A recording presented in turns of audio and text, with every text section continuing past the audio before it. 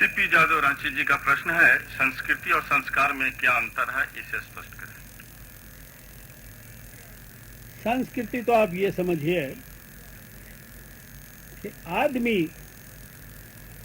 अपने मन को सुखी रखने के लिए, दूसरों के साथ अपना संपर्क रखने के लिए, अपने खाली समय का सदुपयोग करने के लिए तरह तरह के कार्यक्रम बनाता है। वो पृथ्वी पर अलग अलग जगह अलग अलग तरह के होंगे। यहाँ तक के औरतों के गाने अगर आप इकट्ठे कर लें पूरे भारत के, तो गाने भी आपको अलग अलग तरह के मिल जाएंगे।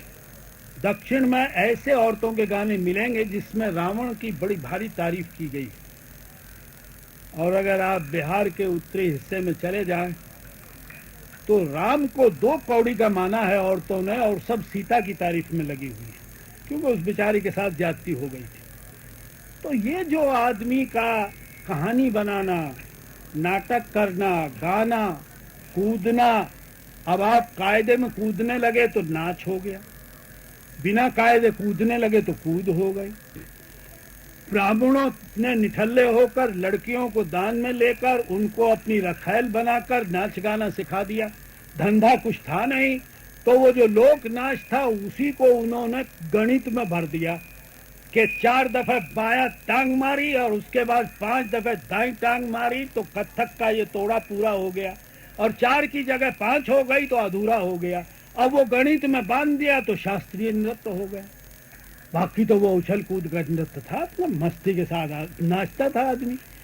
उसी तरह से गणित में बांध दिया तो शास्त्रीय गायन हो गया, और मुक्त कर दिया तो जैसे समझ में आया वैसे लय भर दी। तो ये संस्कृति जो है वो तो हमारे जीवन को जीने के लिए जो कुछ हम रस्म रिवाज, तीज त्योहार, गाना बजाना, नाच गाना जो कुछ करते हैं, ये तो संस्कृति है। अब इस संस्कृति में संस्कार ब्राह्मण ने बांधे। बच्चा पैदा होगा तो ऐसे करना है, आदमी मरेगा तो ऐसे करना है, शादी होगी तो ऐसे करना है। संस्कृति में तो 10 तरह से शादी होती थी, 8 तरह की तो आर्यों की पुस्तकों में ही लिखे हुए हैं। एक ऐसा विवाह, एक ऐसा विवाह, एक ऐसा विवाह, 8 तरह का तो उन्हीं के यहाँ लिखा हुआ है। हमारे यहाँ तो बहुत तरह की शादी थी। शादी का मतलब लड़का लड़की मिलकर घोषित करें और सारी समाज जाने कि अब ये पति पत्नी के रूप में रहेंगे, दोनों का अनुबंध है। अब आपने उसमें घुसेड़ दिया, पंडित जी कहेंगे अच्छा देखो ऐसा कर, ऐसे मत करना, ये हाथ नीचे रहना, ये हाथ ऊपर रहना। अच्छा अगर ये ही हमने ऊपर कर लिया तो कौन सा आसमान गिर जाएगा भाई, तुझे जो चावल देने हैं चल इसी में रख लेंगे, हम कौन तो गिरने वाले हैं। अब ये संस्कार है, उसको ऐसा बांध दिया गया कि जिसका किया जाता है उसको भी ये लगता कुछ होने वाला है, कहीं भूल ना हो जाए।